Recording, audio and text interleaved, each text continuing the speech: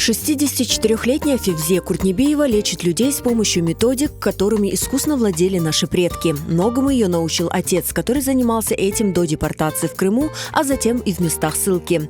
Один из таких старинных методов – послеродовое пеленание женщины. Женщина, беременная женщина, ближе к родам, то есть у нее, как объясняла бабушка, «берке макачила» диета.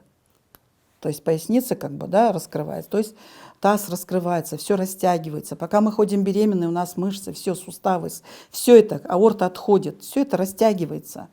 И вот этим методом все это оставляют на место. То есть стягивая с двух сторон. Кто-то говорит, это кундакладе, кто-то говорит, это схты. То есть после родов женщину парят, и потом 2 человека простыни это все вставляют на место. У послеродового пеленания есть свои тонкости и определенные этапы, рассказывает Февзия Куртнебиева. Обычно это происходило на 3-4 день после родов. По тем временам парили. А сейчас можно просто под горячим душем как-то попарить, то есть размягчить кости. После этого 2 женщины брали простыню, ее вот таким образом складывали косынкой, чтобы она была вот такая широкая.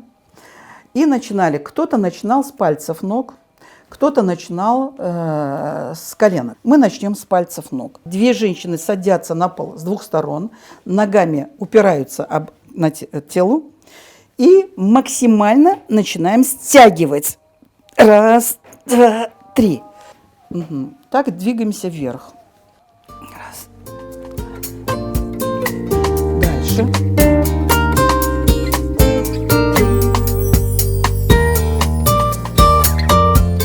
Нужно приподнимать вверх и так давить, чтобы он мог дышать. Также делаем обратно. И сколько раз? 2 раза, то есть туда и обратно.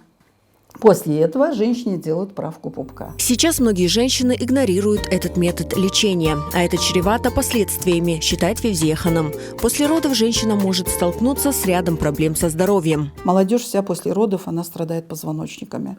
Поэтому после этого болит живот, очень болезненные месячные у женщин. То есть это все, вот это последствия этого. На место ничего не ставят. Считается, что послеродовое пеленание помогает женщине не только быстрее восстановить здоровье, но и принять психологически свой новый статус. По мнению Февзии Куртнебиевой, такие старинные методы лечения нужно сохранять и передавать молодым поколениям.